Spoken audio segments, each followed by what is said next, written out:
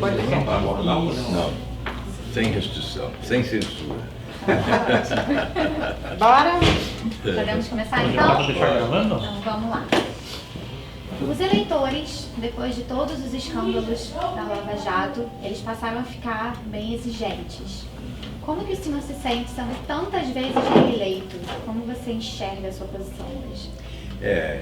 A impressão que eu tenho é que está emergindo das ruas, né, uma nova nação.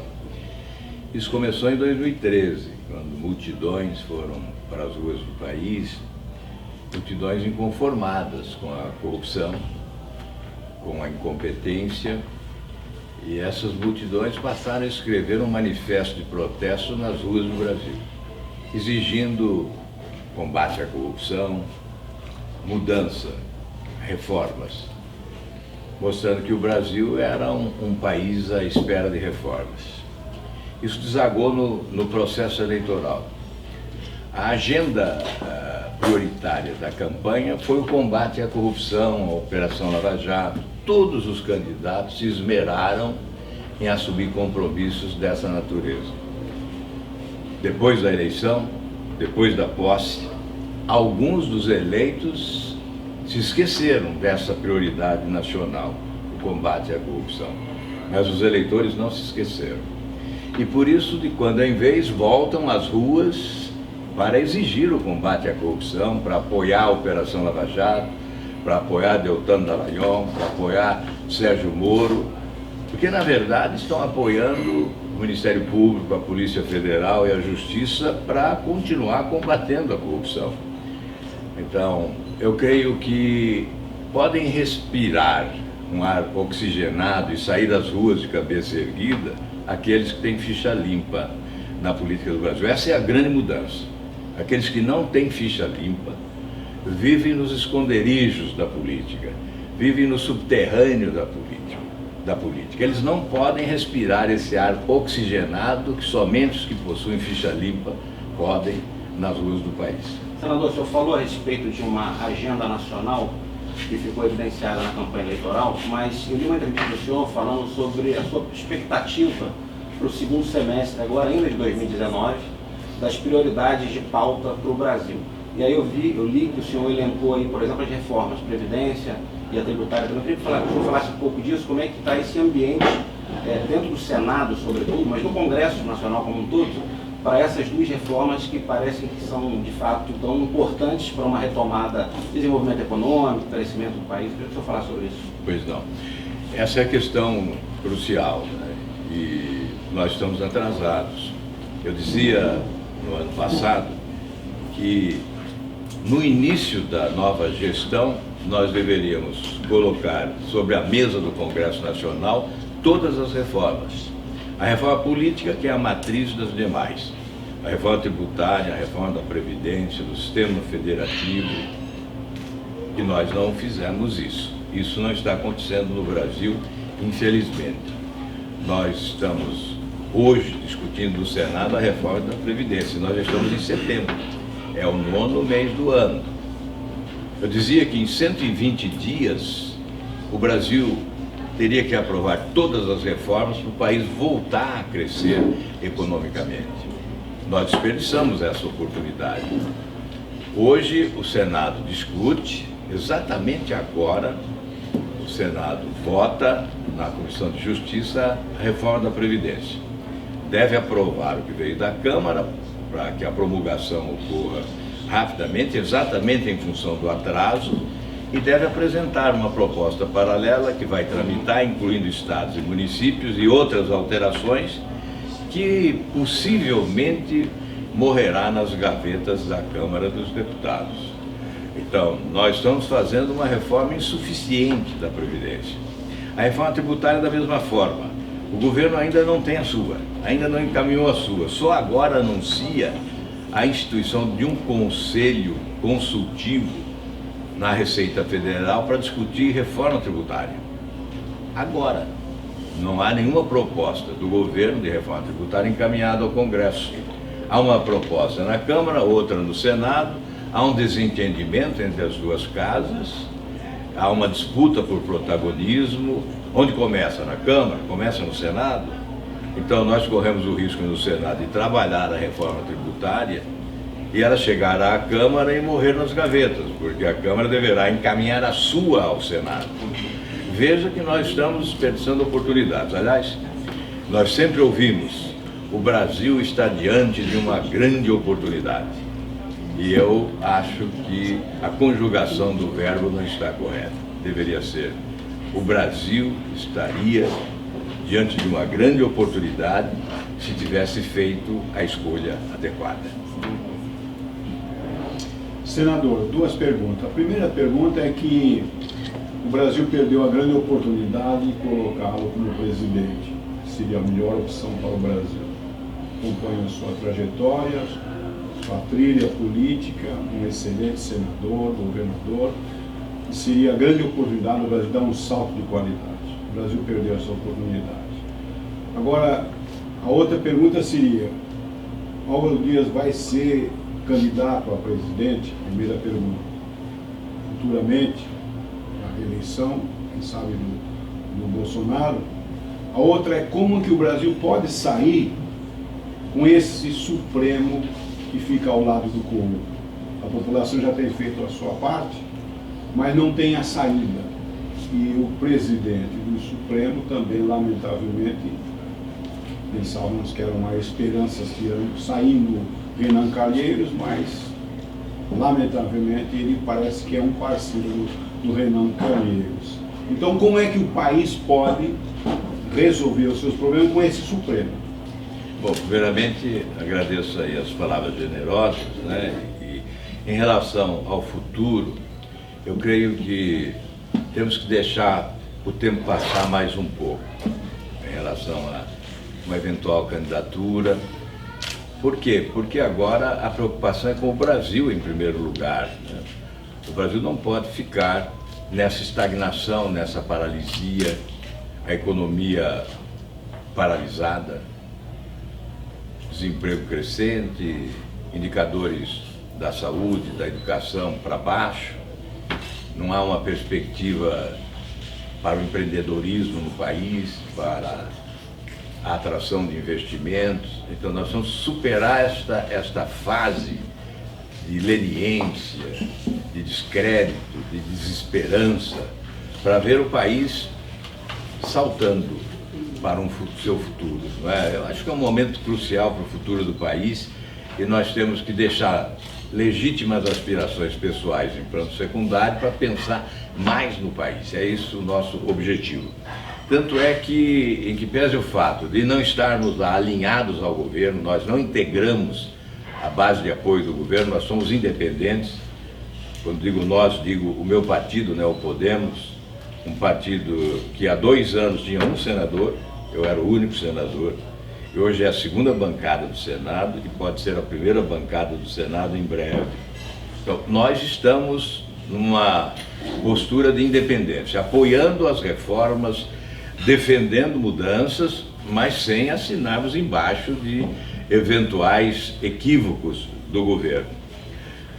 Como sair disso, né? A sua pergunta difícil de responder, não é? Como sair disso? Porque, obviamente, nós estamos vivendo uma crise das instituições. Há um divórcio das instituições com a sociedade. O Congresso desacreditado. E você fez referência à nova presidência da Casa. O Supremo Tribunal Federal atacado por todos os lados pela população do país que quer impeachment de ministros, que quer CPI lava-toga. E o Poder Executivo tentando transferir responsabilidades ao Congresso Nacional para os seus fracassos.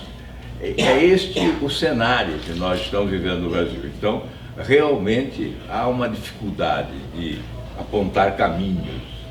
Eu imagino que é preciso dar uma virada nisso, não é? A responsabilidade deve alcançar os 3 poderes. O Congresso tem que se tornar mais eficiente, mais rápido, mais ágil. E tem que fazer a leitura correta da agenda da sociedade. Nós criamos um grupo no Senado que se chama Muda Senado, Muda Brasil, que tem esse objetivo, trazer a população mais perto do Congresso. nos aproximarmos mais das aspirações da população, fazendo a leitura correta de quais são as prioridades do povo brasileiro. Se nós fizermos a leitura correta das prioridades, nós começaremos a sair disso. Nós começaremos a sair desse imbróglio, né? Dessa paralisia, dessa dificuldade, desse obstáculo quase que intransponível à nossa frente. Então, o Congresso tem que ter essa postura. E o Executivo da mesma forma. A virada que se espera é muito mais do Executivo, porque é um sistema presidencialista de muito poder, e qualquer reforma de profundidade só ocorre se tiver a liderança de quem preside o país, de quem governa o país.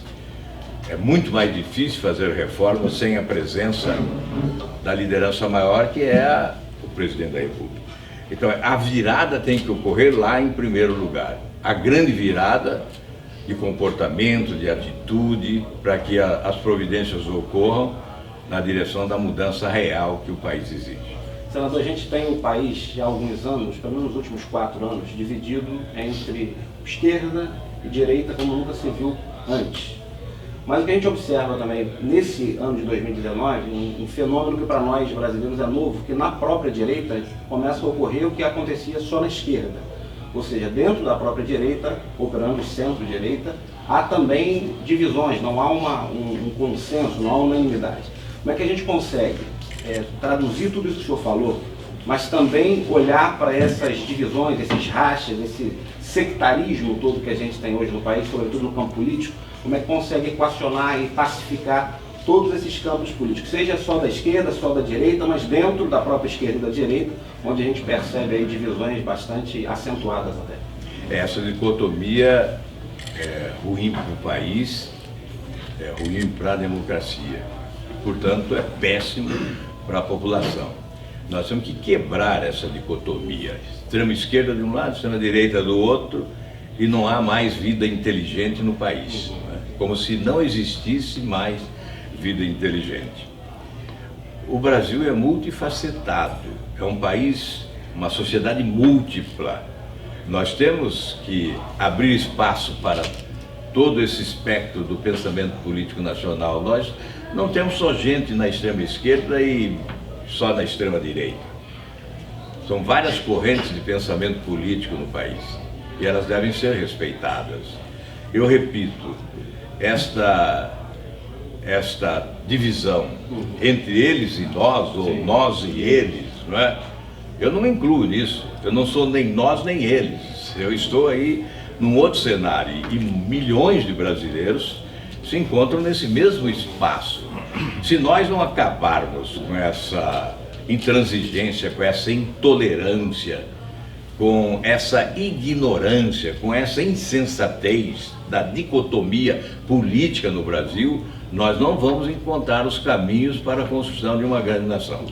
É essencial que nós consigamos, de uma forma ou de outra, arrebentar com esta absurda divisão entre extremistas de esquerda e extremistas da direita. E, sobretudo, com essa justificativa. Não, o governo pode errar, porque pelo menos nós estamos livres do PT. Ora, o PT foi demitido nas urnas, então é hora de pensar maior. O Brasil é superior a tudo isso. O Brasil é maior do que essa disputa insensata. Porque o fato do PT ter sido derrotado não se justifica a erros atuais.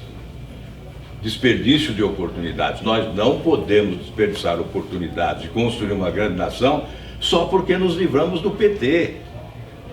Nós temos, ao contrário, temos que enfatizar sempre que o PT foi o grande responsável pelo desastre que ocorreu no Brasil, com um modelo corrupto de governo, uma organização criminosa que se instalou e assaltou o nosso país. Isso nós não vamos nos esquecer, mas não é justificativo para os erros que eventualmente possamos cometer. Nós não podemos justificar os nossos erros apontando, olha, derrotamos o PT e isso já é suficiente. Não é suficiente. Eu não me conformo com isso. Os brasileiros certamente não se conformam com isso. Nós temos que desejar e exigir muito mais do que isso. Bom, a gente citou aqui vários problemas do Brasil, né? E eu acho que todo mundo tem a esperança de um Brasil melhor, mas o senhor sabe a quantidade de brasileiros que estão hoje morando aqui nos Sim. Estados Unidos. Como o senhor enxerga isso? Como uma fuga? Como o senhor enxerga o que está acontecendo? Realmente é a desesperança de lá e a esperança de cá, né? Então, alimenta-se a esperança de uma vida melhor aqui em função das esperanças que campeiam lá há algum tempo. As desigualdades sociais crescentes, um país maravilhoso, fantástico. O Brasil é um paraíso, com belezas naturais fascinantes que empolgam o mundo e, no entanto, potencialidades extraordinárias desperdiçadas. O mal é o governante, de sempre, não é? Sempre tivemos um problema com escolhas mal sucedidas. Então, infelizmente, isso que ocorre.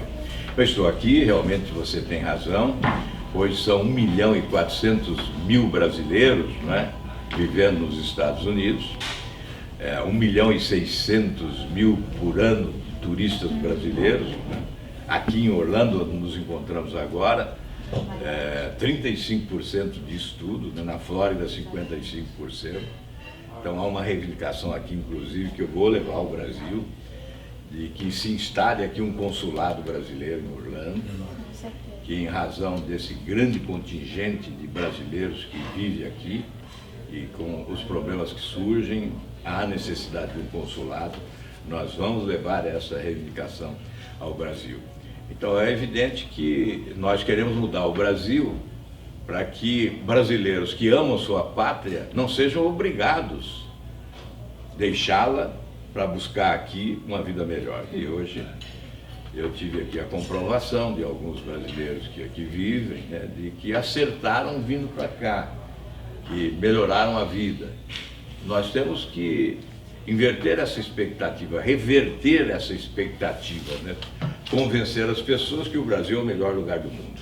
Eu queria aproveitar, ainda que você está falando sobre os brasileiros aqui, e tocar em dois assuntos. O governo Bolsonaro tem demonstrado, tem buscado uma aproximação com o governo do Trump. E aí eu queria que o senhor comentasse, por exemplo, como é que a gente pode enxergar um acordo comercial bilateral entre Brasil e Estados Unidos, conforme tem se costurado, ou pelo menos tem se discutido de alguma forma, que isso possa beneficiar de fato o Brasil, né, e sobretudo o empreendedor, o empresário brasileiro, que vive um momento bastante delicado.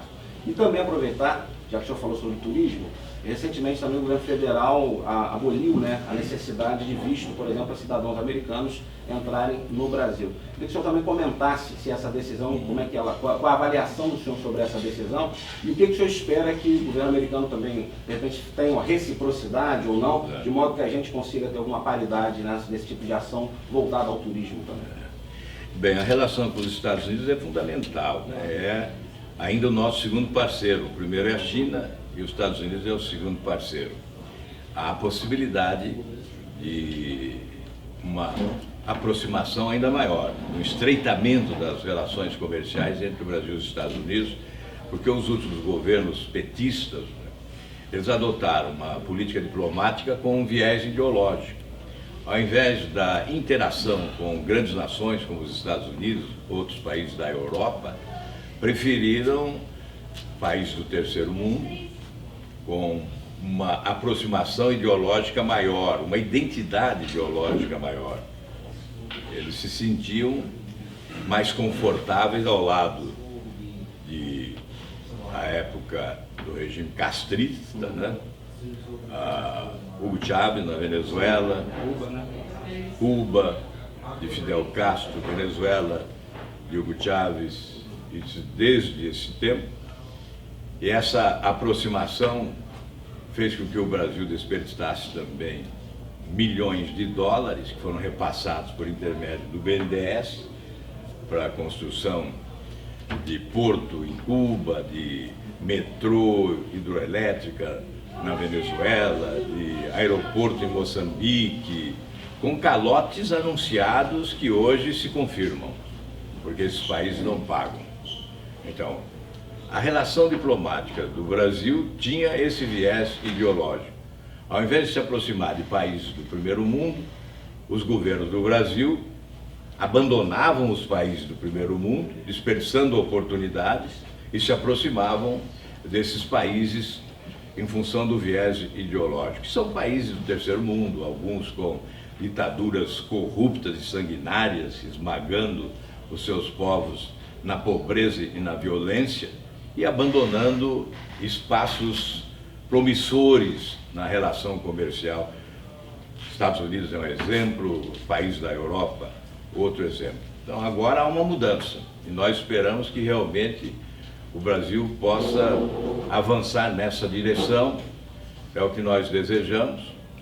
No que diz respeito a essa reciprocidade não havida na liberação do visto em países como Estados Unidos, Canadá e Japão para o Brasil, isso rompe com uma tradição da diplomacia brasileira, que existe reciprocidade do Brasil com mais de 90 nações do mundo. E nós esperávamos que pudesse ocorrer também em relação aos Estados Unidos, ao Japão, ao Canadá. Esperamos que isso ainda ocorra. De qualquer modo, eu percebo que é positivo, que há uma facilidade maior de turistas desses países ingressarem no Brasil.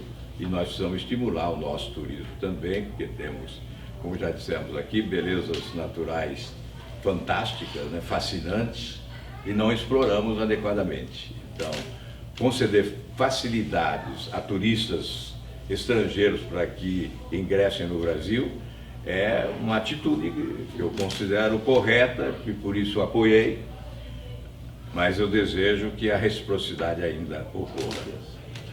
Senador, duas perguntas novamente. A primeira é, a reforma da Previdência aprovada no Senado, o que é que nós, como brasileiros, precisamos ter, aquele salto de qualidade que o Brasil precisa ter?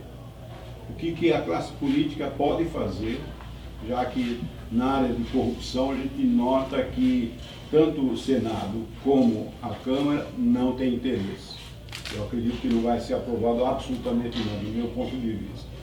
Mas como o senador está lá e faz parte da parte boa do Senado, essa é a primeira pergunta.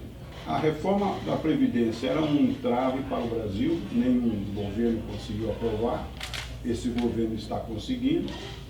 Daí, o que nós temos para avançar? Segundo é o seu partido, o meio ambiente. E o presidente fala sobre a Amazônia, que tem a riqueza.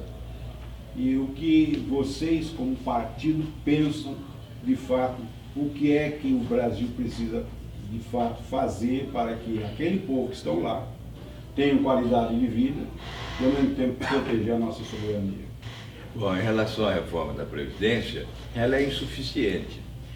E eu temo que se gerou uma expectativa exagerada em relação a eventuais resultados. O governo fala numa economia de 933 bilhões em 10 anos. O Instituto Fiscal Independente, que é vinculado ao próprio Senado, fala em 600 bilhões. E o Instituto Atlântico, né, que é integrado pelo economista Paulo Rabelo de Castro, fala em pouco mais de 500 bilhões de economia em 10 anos. O déficit nominal do Brasil, do governo brasileiro, nesse ano é de 517 bilhões. Então a economia de 10 anos desaparece em apenas um ano. Se nós olharmos o lado da sociedade, é uma reforma de sacrifício. O povo brasileiro não ganha com essa reforma. Os brasileiros terão que pagar mais, por mais tempo, se aposentar mais tarde e certamente com aposentadoria inferior. A sua expectativa, pelo menos, inferior à sua expectativa. Portanto, é uma reforma de sacrifício para a população. E não é excepcional para o governo como se advogou, né? Como se propalou. Ela, isoladamente, não trará os resultados que se imagina. Ela pode trazer um resultado em razão do impacto psicológico num primeiro momento, quer dizer, o Brasil resolveu o seu problema previdenciário, não haverá mais déficit. Essa imagem pode ser repassada ao mercado, aos empreendedores. Isso pode dar um alento, mas certamente isso é temporário, é passageiro. Nós precisamos de outras alternativas, de outras medidas complementares que não estão sendo adotadas em tempo, com a urgência necessária, né? Essas medidas deveriam estar sendo adotadas desde o primeiro momento: o ajuste fiscal, a reforma tributária, a reforma do sistema federativo, a reforma do sistema bancário, porque hoje no Brasil o país se tornou paraíso dos banqueiros, né? Taxas de juros continuam elevadas, não a taxa Selic que tem caído, mas a taxa paga pelo cidadão continua elevada, cartão de crédito mais de 350% ao ano. Portanto, há reformas que são essenciais, não apenas a reforma da Previdência. Ela isoladamente se perderá. Daqui a alguns anos, outra vez, nós ouviremos a mesma ladainha. É preciso fazer nova reforma da Previdência. Então, nós temos que ter um conjunto de reformas no país para encontrarmos solução. Do meio ambiente. O meio ambiente. Bom, o Podemos, que é o nosso partido, né? Aliás, inspiração até americana, porque surge daquele slogan, yes, we can, né? Então, nós podemos. E o Podemos tem 2 anos de vida, está em construção, mas o nosso entendimento é de que é possível compatibilizar os interesses do progresso com a imprescindível necessidade da preservação ambiental, que deve ser uma permanente lição de amor à vida. A Amazônia, é claro que, em primeiro lugar, é um patrimônio do Brasil, mas vamos ter a consciência, né? É um patrimônio da humanidade, diz respeito ao equilíbrio climático no planeta. Então, nós temos que considerar um patrimônio, sim, da humanidade. Obviamente, aqueles que imaginam que outras nações estão ameaçando a soberania do Brasil, me parece, estão equivocados. Eu não acredito nessa hipótese. Nós estamos neste século com avanços que não se admite mais. Uma nação pretender afrontar a soberania da outra nação, roubar o território de outra nação, isso não passa pela minha cabeça, não passa. O que nós temos que exigir é que o mundo participe do esforço preservacionista que há no Brasil. O mundo tem que contribuir, não é só exigir. Nós até aceitamos que o mundo faça apelos, que outras nações façam apelos, como nós também podemos fazer em relação a outras nações, apelos diversos, não é? Apelo a um egoísmo menor quando se trata do relacionamento comercial, com a eliminação de barreiras alfandegárias, não alfandegárias, que compromete o desenvolvimento de países emergentes como o Brasil. Esses apelos nós podemos fazer. E temos que admitir que outras nações também façam apelos ao nosso país, especialmente este apelo que diz respeito à vida de todos, que é a preservação ambiental. Mas não basta o apelo, é preciso a colaboração, a contribuição. Eu defendo até uma política de royalties para aqueles que preservam o meio ambiente. Os proprietários que utilizam a sua propriedade na preservação ambiental devem ser remunerados e devem ganhar mais do que se derrubassem a floresta para plantar, porque o serviço que prestam é semelhante ao serviço que presta aqueles que plantam para alimentar a mesa do mundo. Com certeza isso é possível, mas é preciso articulação diplomática internacional entre nações para que essa consciência seja a prioridade, para que essa consciência esteja se sobrepondo a outros interesses. E isso é possível. Talvez eu devesse ter feito essa pergunta no início, mas vou fazê-lo agora. Pois a visita não. do senhor tem um caráter oficial, o senhor falou sobre levar essa proposta de termos o consulado do Brasil aqui em Orlando. Tem um caráter oficial? O que o senhor veio efetivamente fazer enquanto agenda aqui nos Estados Unidos? É interessante a pergunta, devia ser feita no começo No início, mesmo. né? Porque eu estou aqui, né? Pois E é. principalmente para dizer, olha, custo zero para o Brasil. Não há dinheiro público nessa viagem, né? Aqui há uma instituição denominada Brasil America Council, que organiza esse evento, Brasil América Summit 2019. E o ano passado já houve, né? E este ano é o segundo ano. Eu fui convidado no ano passado, não foi possível comparecer. Então, este ano estou aqui, sem despesa para o Senado, sem despesa para o Brasil. O contribuinte brasileiro não está pagando essa viagem. Então, eu venho para participar. Já tive vários encontros, aliás, tive encontro com os pastores hoje, a pedido deles, são pastores brasileiros que atuam aqui. Hoje à noite terei um encontro também com empresários. E amanhã, a abertura deste evento, às 9 da manhã, e depois às 16 horas, eu farei a palestra de encerramento. Serão várias palestras durante o dia e eu falarei ao final. Portanto, esse é o objetivo, é estreitamento das relações, ver o que está acontecendo por aqui, levar as preensões dos brasileiros que aqui estão. Nós temos que representar também no Congresso Nacional os brasileiros que vivem aqui nos Estados Unidos ou em qualquer outro país do mundo, não é? E certamente, se eles vieram para cá é porque sentiram a necessidade de sair de lá, né? Vieram movidos pela necessidade. Mas segue cidadãos. Segue cidadãos brasileiros e certamente muito ligados ao Brasil, muitos com familiares no Brasil, não é? Então, esta interação, esta relação entre Brasil e Estados Unidos é fundamental. E a nossa presença aqui, é claro, uma presença limitada, modesta, não é oficial do ponto de vista público, não é? Mas é uma contribuição que nós podemos oferecer. Modestamente, é uma contribuição que nós podemos oferecer, inclusive essa questão do consulado. Ela surgiu exatamente dessa visita, verificando a necessidade que há em defesa dos brasileiros que aqui estão, sobretudo, mas também dos turistas brasileiros que aqui aportam, né? 35% dos turistas que vêm para os Estados Unidos vêm para Orlando. Então, é óbvio que cabe sim o consulado do Brasil aqui. Há necessidade de uma reforma no setor diplomático brasileiro, porque em governos passados criaram organismos, consulados, embaixadas, sem necessidade. Então, é possível economizar de um lado e investir onde há necessidade, e é o caso aqui em Orlando, cabe sim um consulado.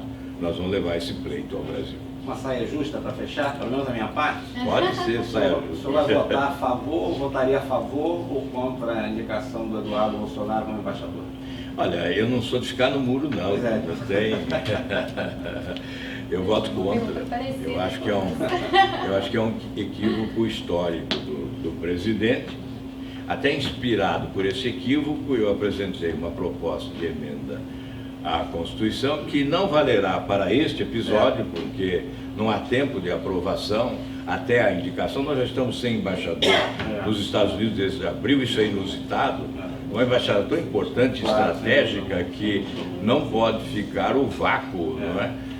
Então há necessidade de apressar essa indicação. Eu não creio que o Senado aprove. A minha proposta diz o que eu penso.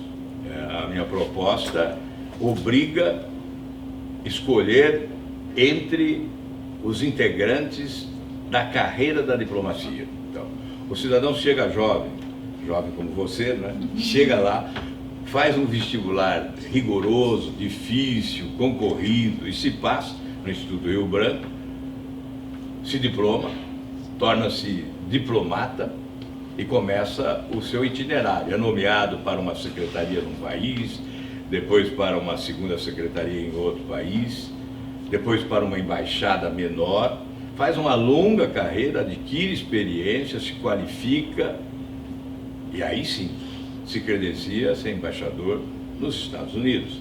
É por isso que a nossa história mostra que os luminares da diplomacia brasileira que chegaram à embaixada nos Estados Unidos.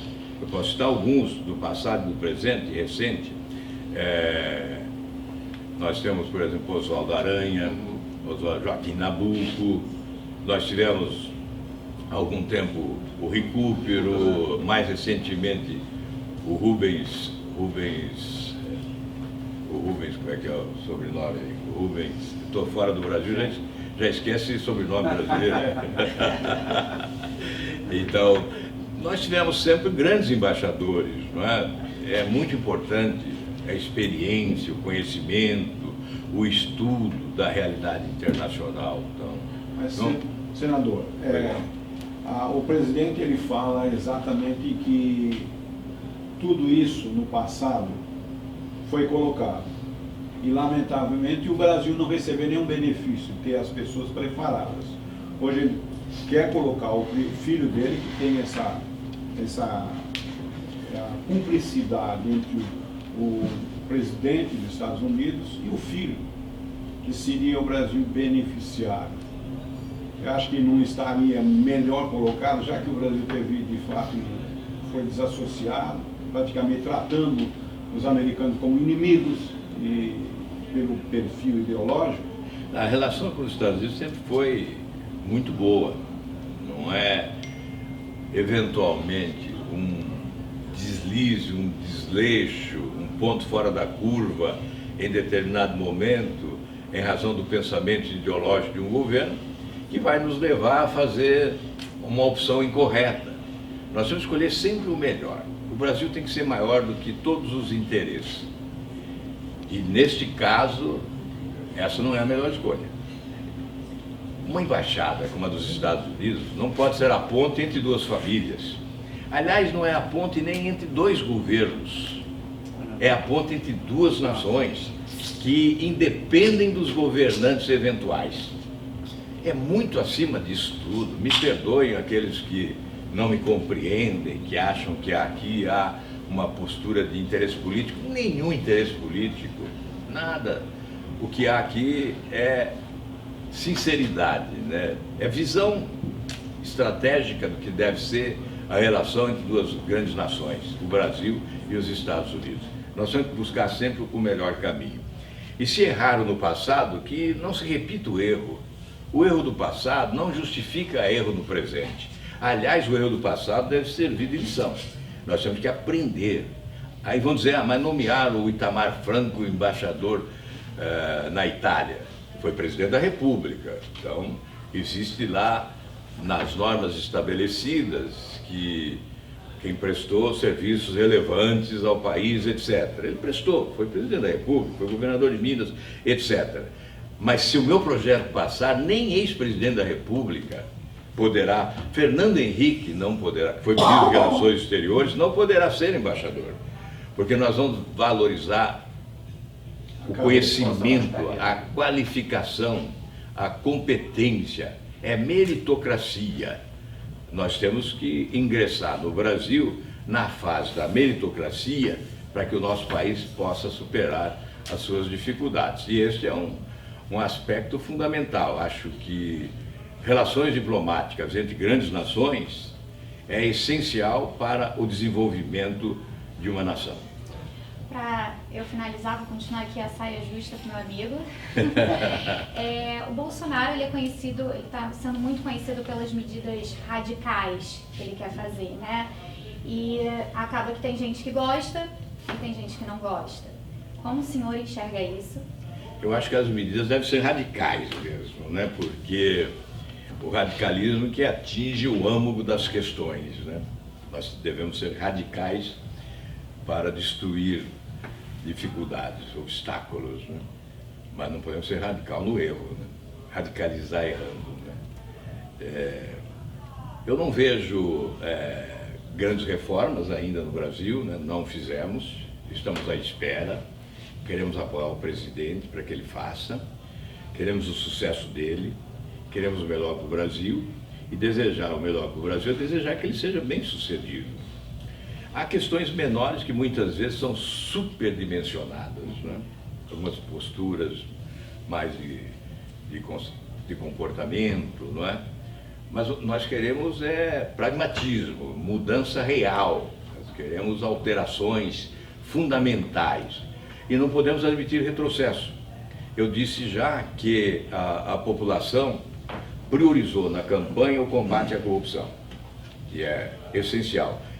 É parte até da agenda econômica, porque se o Brasil combater para valer corrupção, mudar a sua imagem diante do mundo, mostrar que voltou a ser um país sério, certamente os recursos que foram embora do Brasil expulsos pela corrupção, pela incompetência, retornarão, gerando emprego, renda, salário, receita pública e desenvolvimento. Então, a agenda de combate à corrupção é essencial também do ponto de vista da economia.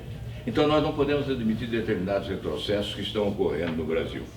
Não podemos admitir. Mas, senador, os retrocessos a que me refiro, já vamos à sua nova indagação, estão ocorrendo no Supremo Tribunal Federal, com medidas, inclusive com iniciativa monocrática de um só, por exemplo, que impede que informações sigilosas do COAF e da Receita Federal sejam utilizadas nas investigações. Isso já leva à pretensão de alguns de anular provas e de anular decisões judiciais. Já interrompeu inquéritos e investigações. Então, este é um retrocesso que estabelece no Brasil duas vertentes. De um lado, aqueles que combatem a corrupção para valer e apoiam a Operação Lava Jato, etc, etc. E do outro lado, aqueles que querem a prevalência da impunidade contra a justiça e apoiam esse tipo de retrocesso. Aí nós tivemos o fim do COAF. Na esteira dessa decisão do Supremo, o fim do COAF foi substituído por outro órgão, que não terá a mesma força, o mesmo poder, a mesma capacidade de contribuir com as investigações. A Receita Federal também foi atingida. Auditores foram excluídos, 133 inquéritos que alcançavam autoridades brasileiras foram suspensos. Com isso, intimidando a Receita Federal de cumprir o seu papel. De outro lado, a Polícia Federal também está sendo agora alvo, né, com alterações, com mudanças, enfim. Isso significa retrocesso e leva as pessoas a imaginarem a existência de um grande acordo. Eu protejo você e você me protege. Esta é a constatação de muitos e nós não podemos ignorar a possibilidade de acerto nessa constatação. Diga. Então, mas a minha pergunta é a seguinte: com respeito à corrupção no Brasil, com o presidente atual do Congresso é impossível, porque ele é o investigado, ele é o comandante do Centrão e ele sabota tudo que o presidente mandar, que for nessa linha. Então, nessa linha, aqui, a gente que está aqui nos Estados Unidos está vendo com clareza que dificilmente o que for colocado como combate à corrupção jamais vai ser aprovado. Segunda pergunta, como é que o presidente deveria votar? Cancelar todos os vetos? Ou esses 10 só, está ótimo ou não? Não, olha, primeiro, em relação ao Congresso, você tem razão.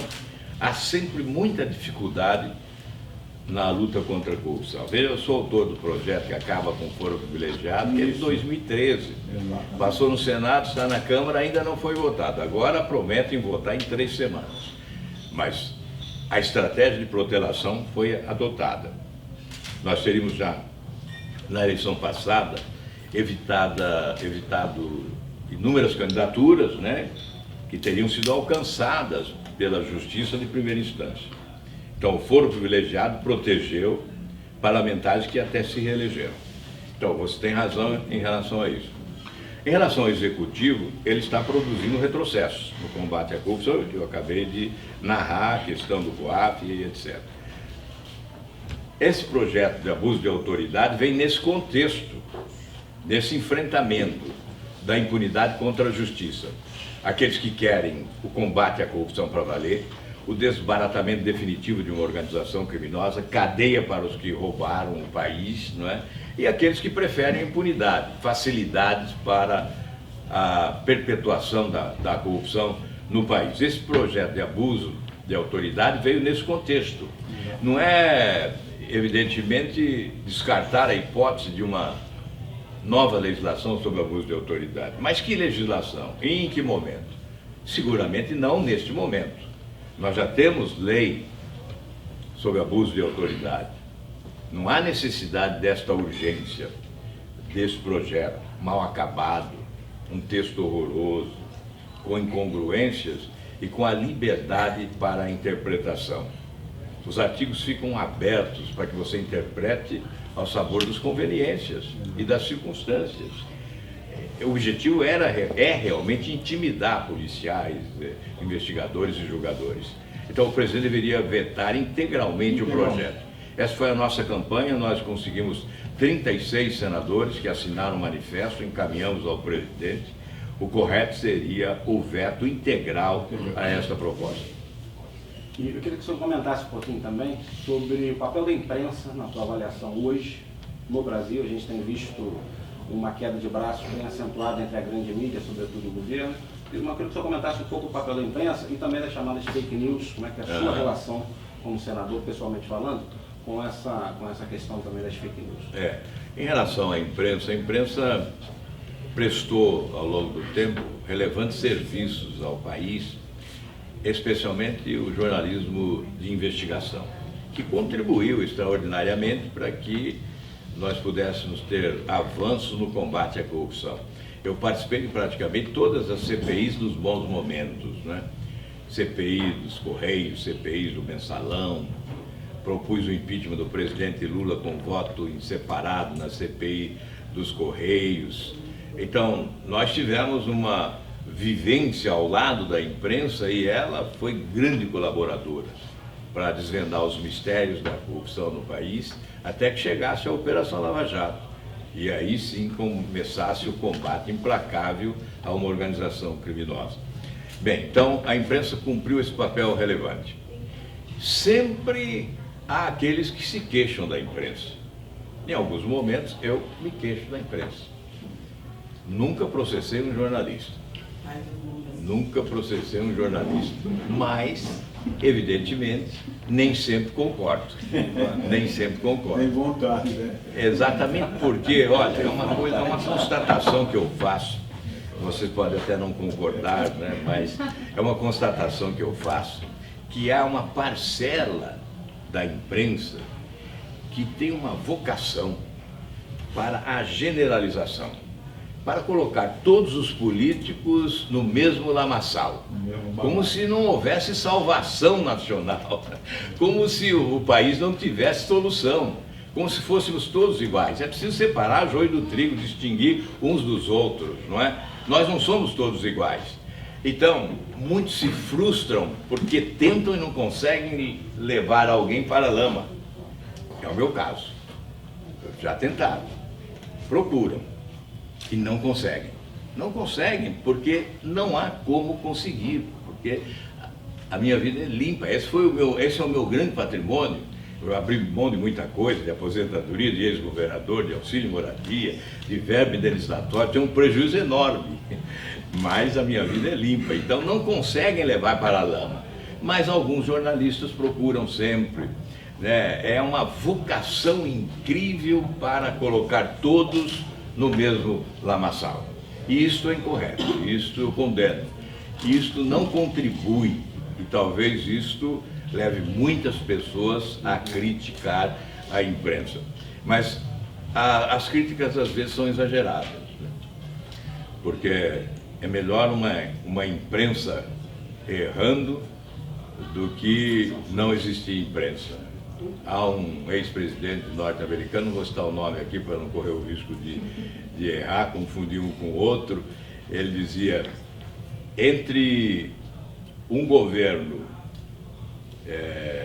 sem imprensa e uma imprensa sem governo, eu prefiro uma imprensa sem governo. Para mostrar a importância, o valor da imprensa no sistema democrático, não é? Então, nós temos, obviamente, que absorver os erros, eventuais erros, e, sem dúvida, temos que combater a má-fé, não é? Temos que combater a má-fé. A imprensa tem os seus erros e os seus defeitos, mas ela é essencial no sistema democrático. Fake news. A fake news. Agora, o Congresso aprovou um projeto que leva à prisão os responsáveis por fake news de 2 a 8 anos. O presidente da República vetou, mas o Congresso derrubou o veto. Então, a lei vai vigorar. Eu acho fundamental.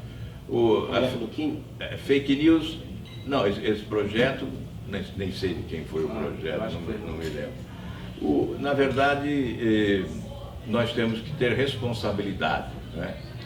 A fake news derrota e elege. Tem sido uma arma, foi uma arma nas últimas eleições. Então, legislar sobre essa matéria é fundamental.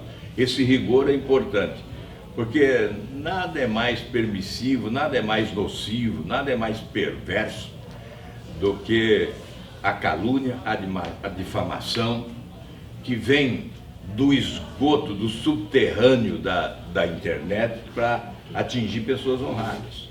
Então é preciso levar aos tribunais aqueles que são responsáveis por isso, não é? Porque esse espaço livre para a exposição do pensamento, para a liberdade de expressão, que é a internet, ele tem que ser cultivado, mas tem que ser cultivado com essa responsabilidade. Maravilha. Só para eu finalizar, como que, não, da minha parte, tá? Bom, a gente falou aqui de várias coisas que o Brasil quer fazer, de várias melhorias. Eu trabalhei durante muitos anos na assessoria de imprensa da Petrobras, então eu peguei bem na época que o negócio estourou e eu vi que foram criadas várias áreas dentro da Petrobras anticorrupção. E a pergunta é, a gente falou de várias coisas aqui que o Brasil quer fazer. A gente, que é brasileiro, que está morando aqui nos Estados Unidos, a gente pode ter esperança de talvez daqui a alguns anos a gente ver o nosso Brasil um pouco melhor e a gente querer voltar para o Brasil. O senhor acredita nisso ou o senhor acredita que o negócio ainda está complicado? Acredito. O Delfim Neto, que tem hoje mais de 90 anos, ele disse há poucos dias o seguinte: nós não somos competentes o suficiente para impedir que o Brasil cresça e se desenvolva. O Brasil é tão poderoso que certamente as falhas humanas dos governantes, dos políticos, né, elas serão superadas pela grandiosidade do nosso país. Então, eu acredito sim um amadurecimento no processo democrático, né? Os erros ocorrem, nós somos consequência das escolhas que fazemos.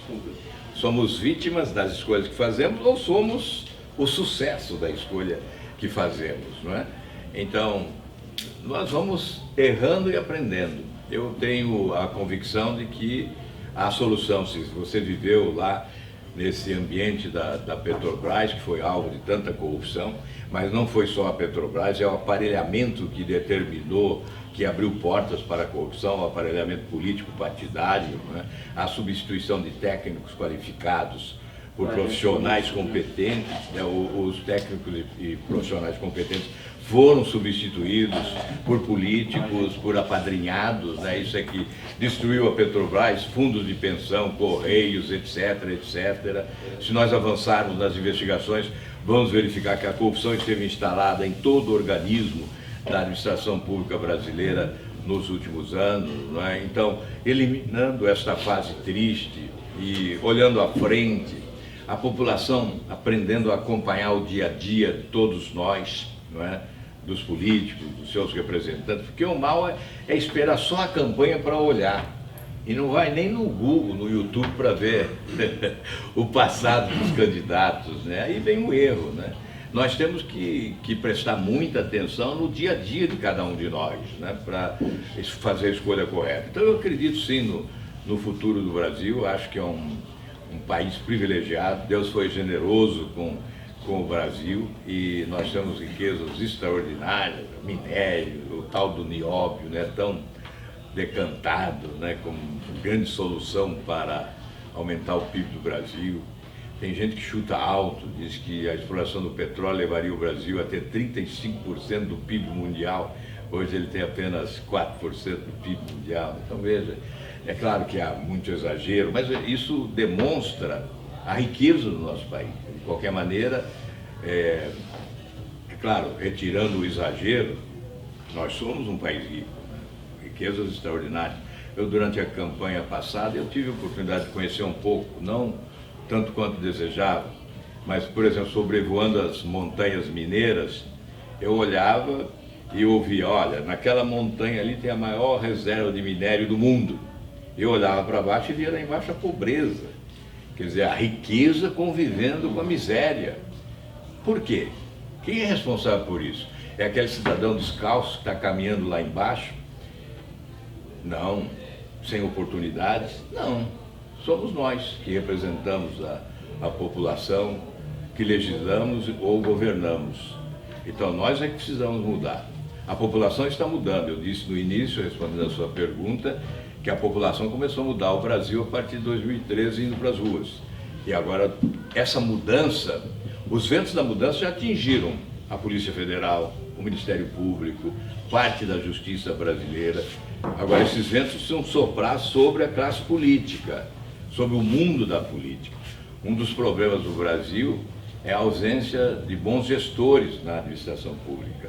Isso começa no município, com prefeitos, passa pelos estados, com governadores, péssimos gestores, e escolhem maus secretários, maus assessores, aí chega na União da mesma forma. Então, este é o problema. Os ventos da mudança precisam soprar sobre a classe política, sobre o mundo da política. Se socorrer, o Brasil vai voar na direção do seu futuro. Muito bom. Obrigado. Governador, a última pergunta. O senhor acredita que, de fato, o governo Bolsonaro vai levar até o final a velha política de troca de favores como foi feito em todos os governos? Está havendo. Eu não posso dizer que não está havendo a troca de favores. Está. Eu espero que, num repente, as coisas mudam. Eu acho que é possível mudar, sim. Eu não aceito essa história de que não dá para governar sem esse balcão de negócios, né?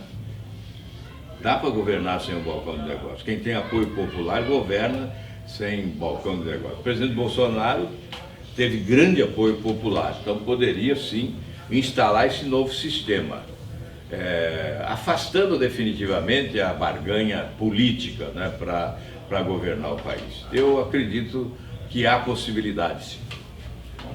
Tudo bem? Bom, obrigado, gente, então, foi um prazer enorme conversar com vocês. Estamos aí,